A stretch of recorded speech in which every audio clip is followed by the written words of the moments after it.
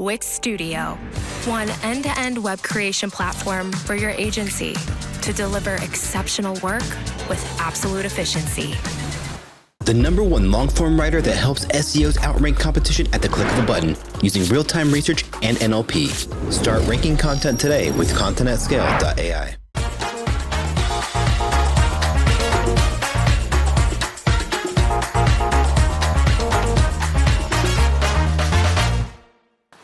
Hi, so this is going to be a talk on how to use entities to improve your online visibility and save the world. 1 second. So I'm afraid I'm going to have to interrupt this Brighton SEO presentation to bring you some breaking news from HQ. We have a mission incoming. It seems like our long-standing common enemy, evil Professor Search Engine, is back and stronger and trickier to understand than ever. Here's an artist's interpretation of what she might look like at this very moment. Oh, sorry, you look just like her there. So, stand down. She's back with her biggest and most craziest threat ever. She calls it the knowledge graph. Here's what we know about the knowledge graph so far. The knowledge graph connects data points or things to one another by understanding the relationships between them. Its age is 11 years, give or take, and its size is bloody massive and growing every single day. Next slide is quite a tough one to take in, guys. So I want you to know that if we don't understand the knowledge graph within the next 24 hours, this is exactly what we could be looking at as a realistic simulation of the world. So it's very harrowing stuff. So me and the others at HQ have figured out that the way to infiltrate this knowledge graph, the way to manipulate it, the only way we can start to really understand it is by understanding these things called entities. Here's what we know about entities so far. We know that they're applicable to all aspects of SEO, so any of you cowards thinking of running away from the mission, you better stay here. We know that they're the heart of the knowledge graph, and we know that they apply and can be described as a single person, place, or thing about which data can be stored. Essentially, they are just things that we can describe and articles that exist that have been compiled together in a huge data source to help Google, evil Professor Search Engine, read your content and organize your ideas. So your mission, should you choose to accept it, is to come away from this talk and implement entity-enriched strategies into your content and tech side of your business or website. To make this a lot easier, I have devised 2 different divisions. The first is the tech division. This will focus mainly on internal linking and schema markup, all entity-based, and then the content division, which will focus on entity-informed keyword research, or topic research, I should say, content planning, and then the potentially controversial role of social media in informing this content strategy as well. So, let's get started on internal linking, our biggest secret weapon yet. You see, evil Professor Search Engine and her knowledge graph have figured out a very interesting and very, very clever idea. It is that if multiple URLs, all containing the same or similar anchor texts around an idea, all point towards one place, that thing is probably a topic authority on that area, as long as those URLs are relevant and looking good in your website. So let's visualize this for you. If I wanted to, hypothetically, as a joke, maybe rank for the idea of weapons of mass destruction, then I would write lots and lots of content around this, have different and separate URLs, and find those internal links where you're talking meaningfully about weapons of mass destruction in lots of different contexts and internally linked towards that one page. So once we start doing this for most of the entities that you want to see on your website, you will be able to grow topic authority for single entities on those pages. So some things I would really like it if we kept in mind when it came to internal linking is that when it comes to internal linking based on entities, relevance is so much more important than hierarchy. Hierarchical internal linking is awesome in terms of navigation on websites and so on, but what I'm really, really looking for from this mission is if you could all go away and internally link based on relevance. So it doesn't matter if you've got silos that you think should never, ever touch. I think it's way more important that if you are talking about that on any place of your website, let's give it an internal link and maximize the internal linking opportunities. The second is don't fear synonyms. They are really important. So Evil Professor Search Engine has used her knowledge graph to make sure that she actually understands synonyms. So the whole point of a knowledge graph is to store data points and have lots and lots of information that turns words into concepts. And the whole point about turning words into concepts is that they involve lots more than just the single word itself. So you can internally link based on capturing the entity in long format anchor text, short format anchor text. What I just don't want everyone to go away and do is to internally link all based on exact match keywords because it's not as interesting and it's actually not as fun. So the last is topic authority grows through smart entity-informed internal linking. So it's well worth your time and effort to go through and fix this internal linking. It's something you have full control over, so I would really recommend doing that. It's a quick fix, really.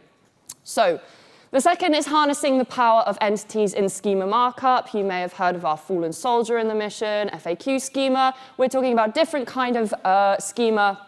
We're talking about web page schema. So this is specifically to speak in Evil Professor Search Engine's language and take the words that you're talking about on the page and convert them into entities. Sometimes it's not enough to just think that she's going to be able to pick them up. Sometimes we have to be really explicit in our strategy there.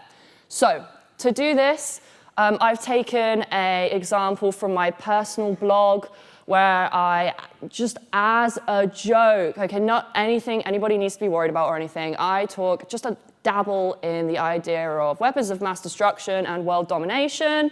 And to do this, I have marked up the entities behind that page. So just to expand on this, I've said this is about a thing called weapons of mass destruction. At this point, these letters, they basically mean nothing. If you think about language and the philosophy of language, nothing means anything until you give it meaning. It's the same with computers. So when I use this same as tag here, what it's doing is saying these words, these letters are actually the same as this data point that you have in your knowledge graph. So Evil Professor Search Engine can have a look at that and go, okay, I know exactly what they're talking about because this is a data point in my knowledge graph already, and it's really explicitly changed. The only difference between the about and mention schema is sort of how primary those topics are. So if I were to say, it's basically this gives context to the first one. So this is mentioning the idea of world domination as a joke. So same as, and then world domination, the Wikipedia article. Few things to note here.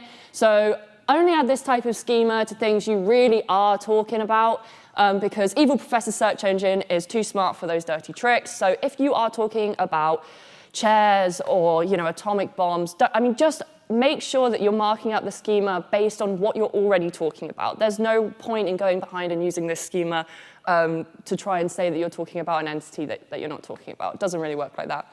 And the second is give a go at experimenting with different URLs as reference points. So I've used Wikipedia here because I know it's from top secret documents in the mission, aka Google's guidelines. We know that Wikipedia is a database that has informed the knowledge graph along with licensed data for the stock markets and the weather, and also claimed knowledge panels and stuff like this. So when we're giving the reference point, all it needs to be, realistically, is an authoritative URL. And that can be interpreted kind of however you want. I wouldn't vary too much from Wikipedia or maybe government websites or potentially social media links. But anyway. So onto the second division, the content division. This is where we're going to be looking at entity-informed keyword research, then moving on to content planning and writing, and then the final bit, which is looking at how social media plays a role in entities and knowledge graphs. So if I wanted to rank as a joke, whatever, for the idea of world domination, the first thing I would do is to go through and actually, much how Silke was talking about, think about how I want my website to look at a very macro level based on the entities that exist there. So at a very, very macro level, I might think that world domination might want to cover ideas such as pain, fear, blood, Elon Musk, delusion, money, suffering, ginger people, and the idea of being evil. So these are all entities that exist in the ecosystem of world domination that I would class as basically topic research. So how did I come up with this, and how can you come up with your first topic research at the beginning? So the first is actually just to use your own brains for once. And you can manually use these by actually just going through an idea and connecting ideas based on what you already know about world domination or whatever you find joy in. So this could be, I say this because knowledge graphs are really, really trying to mimic your own brains. They are trying to mimic you. They are trying to see what an entity is and give it context by adding in lots and lots of entities that are semantically related to it based on human experience. So why don't we just cut out the middleman here at this point and give yourself a little bit of credit and talk about the entities that you know exist in relation to this. I think although it's not going to be as all-encompassing, it's still a really cool place to start, and most importantly, it's free. So the next bit is digging deeper into verb-focused intent on search results. So verbs aren't entities, but they do connect entities to entities, and they do make sure that we can find new entities. So I could be talking about world domination or how to eradicate ginger people or these kinds of things. These ideas of to eradicate, they not only bring up separate entities that are quite intrinsically and semantically related to my first idea, they're also really, it's also a really cool way to structure a website because you've got intent in its very essence, which is verbs. That's the whole point of verbs. And then lastly, I would say with tools like Inlinks, I do work at Inlinks, but what that does is goes through the top 10 ranking pages, takes out lots of entities with its NLP, and then gives it to you in a nice format. So now you have the topic research. You started off with topic research at a macro level. What do you do to expand that content? So let's take this. Now we've got this as this ecosystem of world domination. Now these can be treated as entity or topic clusters. This is essentially what we need to grow to make this look really nice as a website and internally link it, and that's the tech divisions department.